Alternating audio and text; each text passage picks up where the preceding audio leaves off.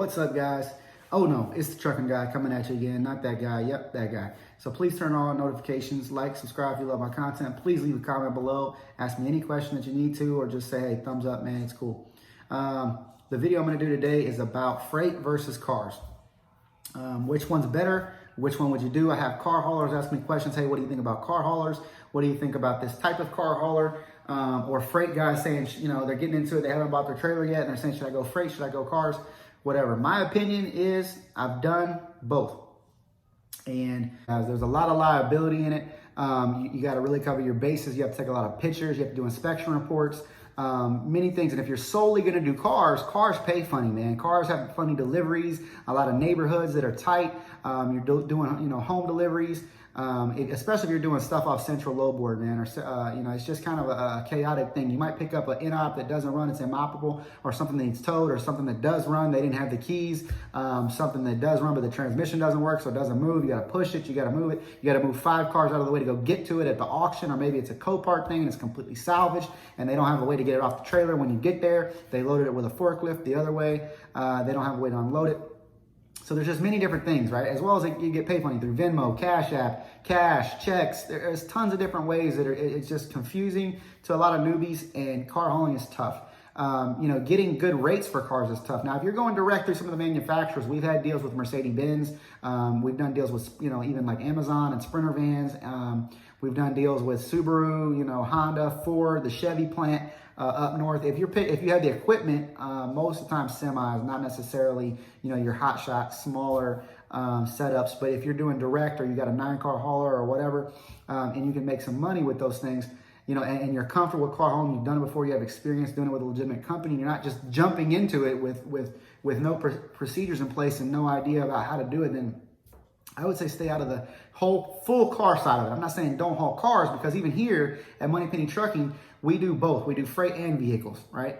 And we're insured for both, right? So if you have a flatbed trailer or a 40-foot gooseneck or whatever, you're able to do freight and vehicles, especially if you have the right equipment with ramps, or you have mega ramps. We do a lot of trucks, oil field trucks, military Humvees, different things like that, right? So you almost, to be successful, have to do, in my opinion, both is better, because you can have, the best of both worlds. You can do vehicles. If you're in a bad area and you need a vehicle to get out just to cover the load, you can get a vehicle coming out to get you to a better area, or you can stay on the freight. But in my opinion, freight is easier. There's less liability in it. It's easier to throw a couple of straps and go, versus trying to go find the right vehicle, keep it from getting scratched and dented and damaged. Or maybe you picked it up and it had a broken windshield and you didn't catch it, and you deliver that vehicle and you didn't put it on your inspection report, and they're like, oh man, this thing's got a broken windshield. Guess who's paying for that? And you guys think, oh, my insurance will cover it. Well, you have, $1,000 to $2,500 deductible on your insurance. So if the thing is $500, $700, guess who's paying for that? It ain't the insurance, guys. It's you, because they're going to say it doesn't even meet your deductible. And not to mention, you wouldn't want to put on your insurance anyway, because it causes you to have more claims on your lost runs, which causes your insurance premium to go up, right? So cars just have a lot of damage, a lot of claims, a lot of problems. And you can tell if you guys are getting into it and you're even thinking about doing cars, a lot of new insurance carriers won't take you if you're going to do cars, guys. Or if you're going to do cars, it's going to be astronomically expensive. So some people don't even know that. When you get onto your authority, you can do cars only, or you can do freight only on your insurance, and say I'm not going to do any cars, I'm going to do general freight, and they'll base your premium on that, right? Because they think it's less liability, because they have a lot of claims with cars, hauling cars, okay? Or if you're like us and you come into it, we started with freight and then we added cars later. We didn't do cars in the beginning. It was too expensive. It was almost impossible. There was no carriers that wanted to take us. And I think we got a quote originally through like Progressive or something, and we're with them now, but in the beginning they wouldn't take us. But it was like $50,000 a year for one truck, which is basically a nice way of them saying, we don't want you.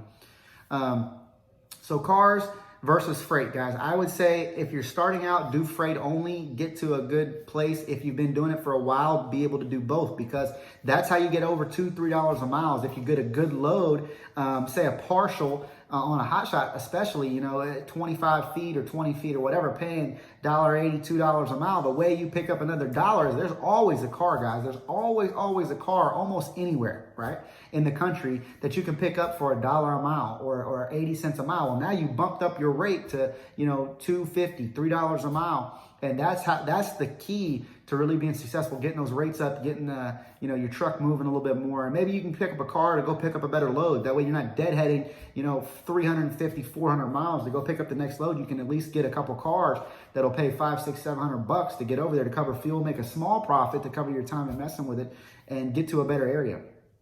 But anyway, guys, that's just my 2 cents. Freight versus cars. I would do both. If you can, if you're just now getting into it, you don't have procedures in place, you've never done cars, do cars on somebody else's dime. Learn it on somebody else's dime. Get into it and see what it really takes so that you're not paying for all the mistakes that you could potentially make. Not saying that you will, probably will, but it's a lot of headaches, guys. So if you've never done it before, getting into cars is a kind of a nightmare.